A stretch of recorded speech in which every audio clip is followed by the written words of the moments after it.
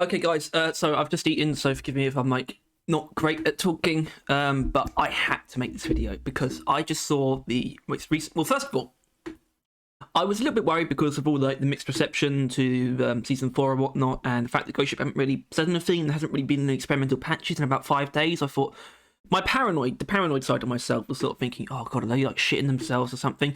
No, they were actually just preparing for like a really big patch, and it is a big patch because there's a reason I made this video. Or I'm making this video because there's some fucking awesome shit in here. Genuinely incredible stuff. We'll say that'll be at the end though. I'm just gonna go through it. Not every single thing, obviously. We got some things like basic stuff like Hexawings now die when frozen, which don't kill Hexawings. Updated images and minus manual stuff, tweaked colours for the shooter. Grunt and Exploder Pox. Okay, the Rock Pox ones tweaked some colours. Randomizer now correctly randomizes pickaxe skin. That's good. That's a big bug that people pointed out.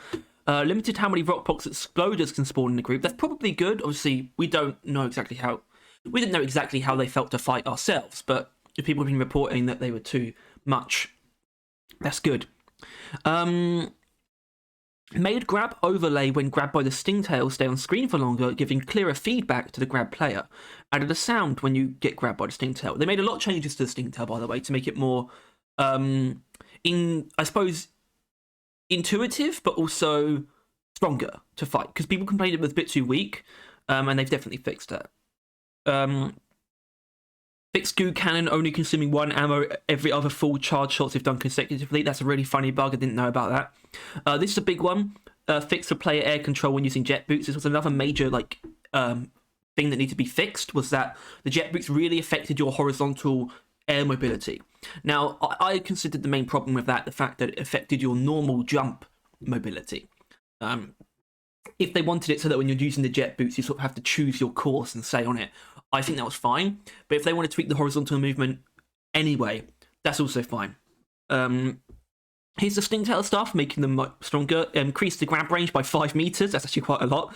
And it now has heavy armor instead of medium armor, which is good because I wanted the Stingtail to be the tankier one. And when you look at sort of what we got out of the enemies, none of them seem particularly tanky. Like even the Corruptor doesn't seem that tanky. I saw the Stingtail as something that should be pretty much as hard to take down as a Praetorian, but it turned out to be more of a guard.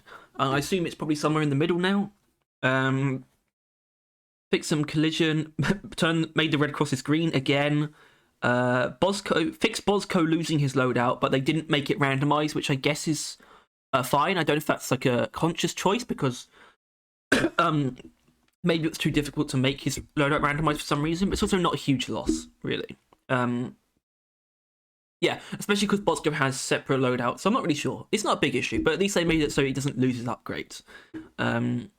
Fixed Stingtail's grab and melee attacks overlapping, good. Stingtail can now melee attack as soon as the player is pulled in. I feel like it should have done that anyway, but that's good. Removed an unused attack entry from the Corruptor's minus manual entry. An unused attack, well maybe they can bring it back. Anyway,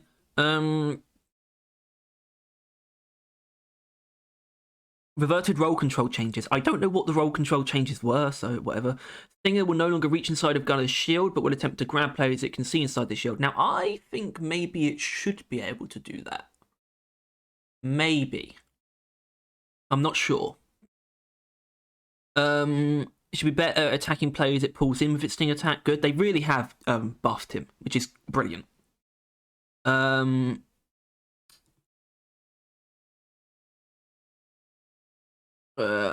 Corruption may now disappear if there's no ground underneath. That means I guess you can mine the ground the Corruptor's stuff is on and it will disappear, which is good.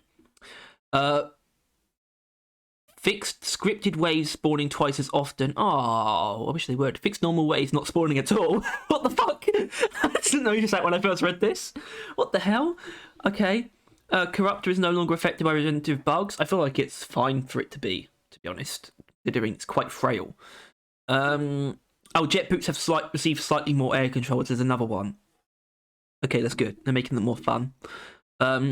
They slightly increased the cooldown on the Stingtail's melee attack. Maybe its actual melee attack was quite powerful, so maybe that's fine. And once again, tweaked the jet boots control, allowing a bit of strafing. So they really just put a lot of... Yeah, okay. Fixed a bug where breaking one armor plate on some enemies would make some other armor plates unbreakable. That's funny. I don't know if this is a step towards fixing the big armor break bug. Probably not. Enemies should no longer block the hook on the Stinger's sting attack. Good. Added collision for front antennae on septic spreader. Great. I don't know what that is. Anyway, so the meat, the juice, the big baby boy additions are amazing. So everyone kind of agrees that the Sabata being the only thing that got tweaked was pretty lackluster. Not that the changes for the Sabata were bad. In fact, everyone seems to agree that it's very good that it got the attention that it did and that the changes are, for the most part, quite good. It was just the only thing that got tweaked at all. That changes today because a bunch of crap overclocks just got a facelift, and this is awesome. This is the stuff I really want to see. There's at least, well, I mean, I'll just get into it. Okay, some fast and loose overclock tweaks. The values still need to be fine-tuned, so give us a spin and let us know what you think. Good, people should let them know what you think, because this stuff is awesome. Boomstick, double barrel got buffed. Replaced the small pellet damage bonus with a large bonus to blast wave damage. There's a blast wave overclock now. Are you fucking kidding me? So how I imagine this will work is there's a large bonus, right? So, and obviously you're still forced to put both shots out at a time, but that's okay if this makes it possible to have the blast wave one-shot grunts, or two-shot grunts. Kill grunts every time you pull the trigger, because then you essentially have a mini close-range grenade launcher, which is what a blast wave overclock should turn the boomstick into. So that's immediately a good idea. Let's hope it pays off. I'm just really glad that it got buffed. I mean, fuck me. I mean, and it's also the right way to go.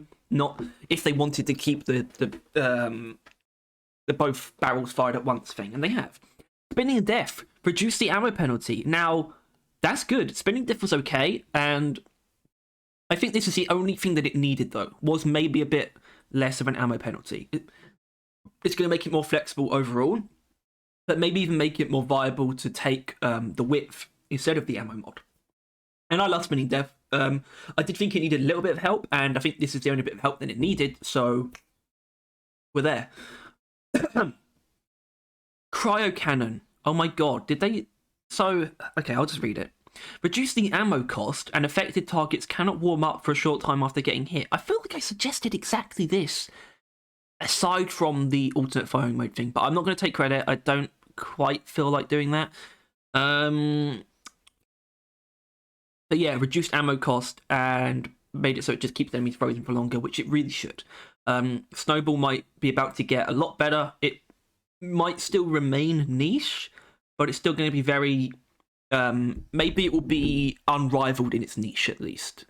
Maybe there'll be reason to take it for the reasons that pre-existed. Because, like, Snowball before this, you could take it and it would be good for certain things, but you'd still overall be better off using a normal cryo cannon build on average. Maybe it will change that. It won't. I probably won't rise to the top of cryo cannon overclocks, but it's still a really good thing.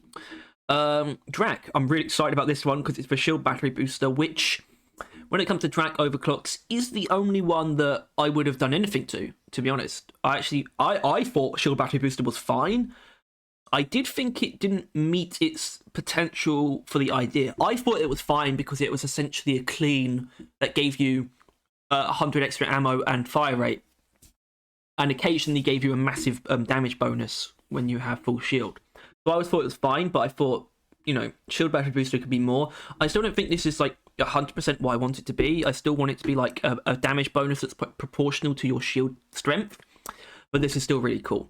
So they actually removed the overheat recovery time penalty and added a significant shield regeneration bonus. I don't know if that's regeneration speed or regeneration delay or both, but either way, shield battery booster just got better, which is...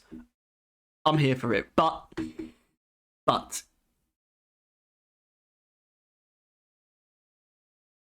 Plasma bursting missiles.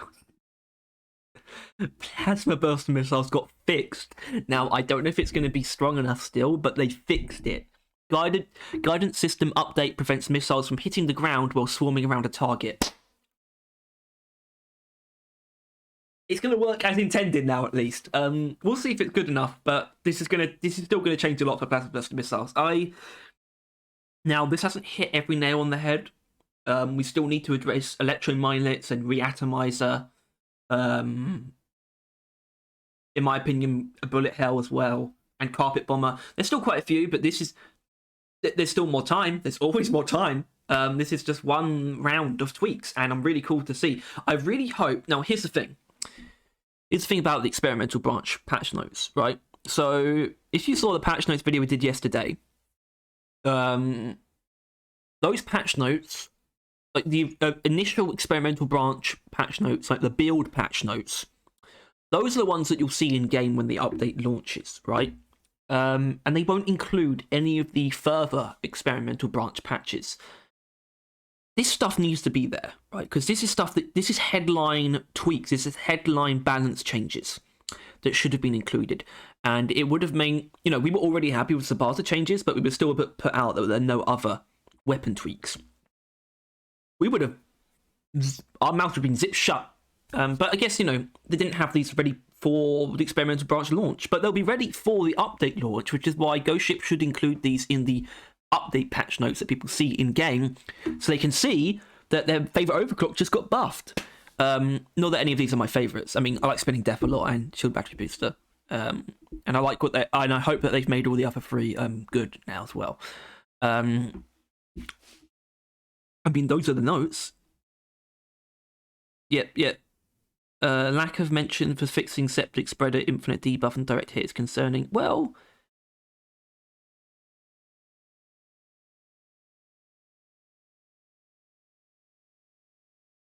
want to buff home. Well, look, I mean, it's good that people are asking for more stuff, but I want to acknowledge that this is a really good change. They did some great stuff in this patch. Fixing Randomizer, buffing the Stingtail, and some actual significant overclock tweaks across all the different classes. So, good job, Ghost Ship. This is an awesome patch. I can't wait to play with these changes. Like, genuinely, I actually can't wait to play. I can't wait to try all of these overclocks again, because yes. Anyway, you can look forward to a build showcase later today. Until then, take care, guys.